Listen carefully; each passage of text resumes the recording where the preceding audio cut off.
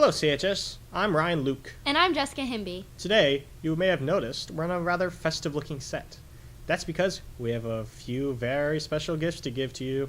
Mr. Hemby gets us in the holiday spirit with a special gift for the grade with the best school spirit, and we take a look at a few holiday treats. We also take a closer look at Big Hero 6 and get you ready for tonight's playoffs. That's all coming up next on today's edition of CTV.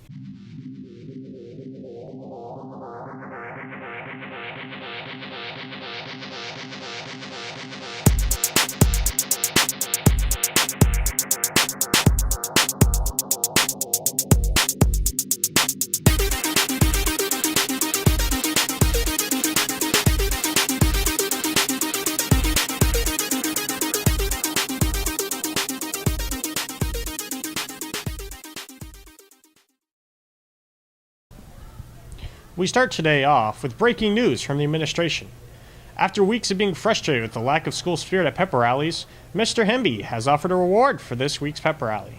Maddie Brown and Victoria Seagraves gives us the details. 2, 3. Come on. After weeks of watching students stare blankly throughout the pep rallies, Principal Bill Hemby has had enough. Yesterday, the decision was made to pit the grades against each other, with the prize sure to get the students out of their seats at the playoff pep rally this afternoon.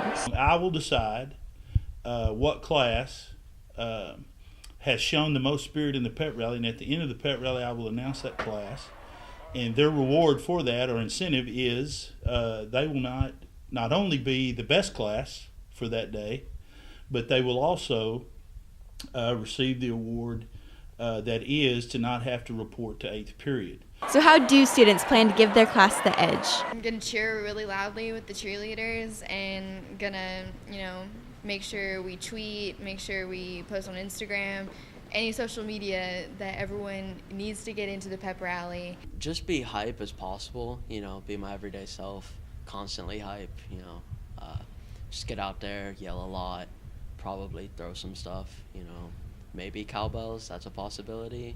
But other than that, I don't think fireworks are allowed, but we're going to try to work them in there. Even teachers are supportive of the offer, although there are a few reservations. I'm not sure about missing all of 8th period because I don't want anybody to miss all of their math class. I do think, however, though, that students, we've got to come together and start being more spirited. If you're not going to yell for your school, who will? This is yours. I think that definitely our students need to be more spirited. While seniors are often absent from pep rallies, they want to know what's in it for them if they show up and rule the scene. Some of the seniors were concerned because a lot of them don't have to report to 8th period in the afternoon. However, there are some that do. I will, in case that they do win, I will have something on top of that in order to reward them as well. And what about those who don't have a way to get home? In getting home, we will allow them that area of the gym in order to have a holding area there. So let the best class win, and may the odds be ever in your favor. This has been Maddie Brown with CTV News. Thanks, Tori and Maddie, and good luck to all the underclassmen. Now you have the chance to have a taste of seniority. Now let's go to Delaney and McKenna on some yummy Thanksgiving recipe ideas. We're going to make jack-o'-lantern grilled cheese. First you do is you get these 2 pieces of bread, and we have already pre-buttered these. Then you get your handy-dandy knife, and you carve out what shape you want your face to be. So now we place the face upon there. I'm going to stick the cheese upon the sandwich.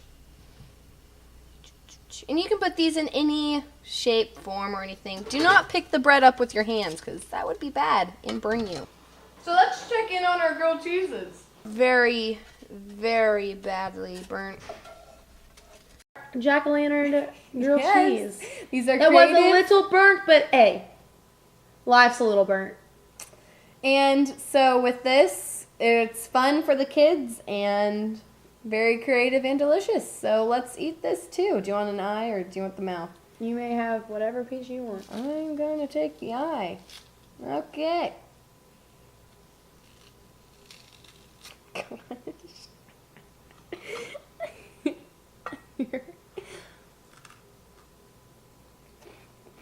Wow. It's pretty much a grilled cheese with holes in it. Like, let's be honest. Well, let's hope some of you are better chefs than our CTV staff.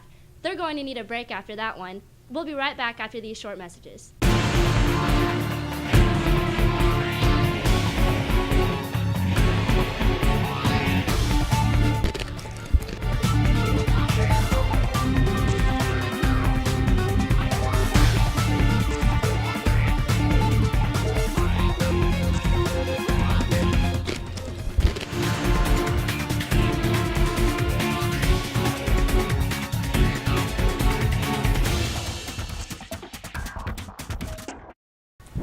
Prior to the release of Big Hero 6, we sent 2 of our toughest critics to the screening at North Park Mall to analyze this new feature film.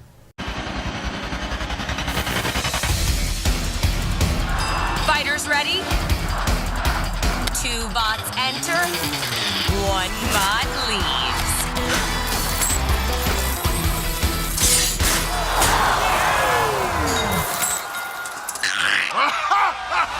Hero 6 is a great movie about a young boy and basically his struggles with daily life and how he resolves those struggles. He's an adolescent going through teenage years without parents or without a big brother. My brother built Baymax to help people. Hello. You're worse! Oh, this is amazing! Have a lollipop. Sweet. We can't go against that guy. We're nerds! So basically, he puts this band of heroes together to get revenge for his brother's death, and they're gonna go out and fight crime. But all the while they're fighting crime, they become a small little unit of family that's a little not your typical family unit. Reports are flooding in about a major catastrophe. We're under attack from a supervillain. How cool! I would like to help. Baymax! I am not fast. No kidding!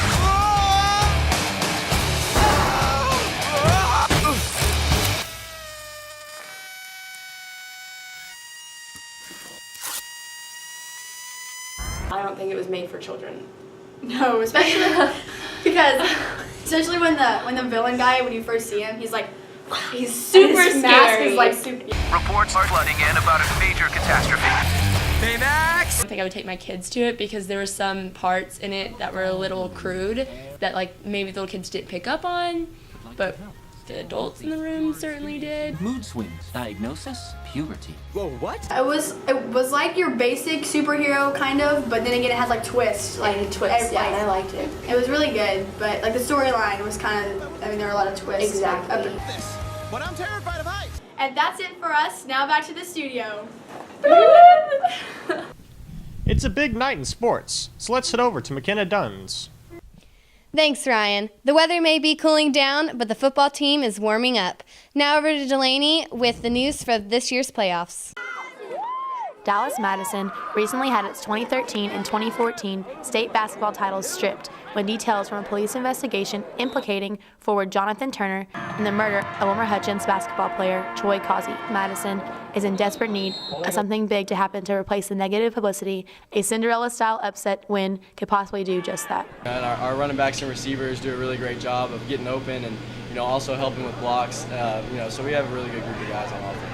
Well, our offensive line is probably best part. But no, I think it does help, especially now that we can give Nathan more time to throw the ball. Last time we played Madison was in the 2012 playoffs in Denton. We won 51-20. Nathan Elliott threw 3 touchdowns as a sophomore. Well, they have their middle linebacker, probably their best athlete. I think Madison is real athletic and they're real big, and we're gonna have to do a good job of getting off the ball, focusing. Salina lost in double overtime to Gainesville, 55-49 in the first round of playoffs last year. We all talk about it still.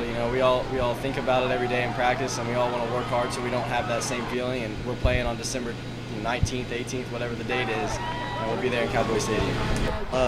I can already tell, this being the first practice of this year's playoffs, that we have a different mindset than we did last year. Last year we were kind of goofing around, and this year we're taking it a lot more seriously. So definitely motivated us a lot, especially because we don't want to lose first down again. So, I mean, our biggest goal is obviously to make it to state. The Salina Bobcats will take on Dallas Madison tonight at Sandridge Stadium in Carrollton. Be sure to grab a blanket, a ticket, and bring a friend to cuddle with to come support the Salina Bobcats. This has been Delaney Wright with your CTV News. With basketball coming into full swing, Tori gets the inside shot on this year's girls basketball team. With cross country fresh off a state, and with our football team kicking off the playoffs tonight, another playoff predicted team had their first game on Tuesday against Class 6A Plano West. We just want to make sure we get ready. We're in a very, very tough district, and we want to make sure we're prepared by the time that we get there in January. With the rules of the game being more strict this year and the pace changing, there are fewer hand checks. We're a physical team. We like to play physical, so I enjoyed it. They've really been concentrating on their defense and trying to play without fouling and using their hands, so they have done a very good job of that. Coaches have harped on the team to make sure that forward is the only direction the Lady Cats are heading. We do have a talented club. We play hard. We just had some spurts where we kind of fell off a little bit. We missed a lot of layups, which is huge. It was about a 30-point swing, and we gave up some easy set shots. The good is we did hit some good shots. We made our free throws, most of them. I thought we played together as a team, which is really good. That's hard to do something in the first game because you don't know each other a lot.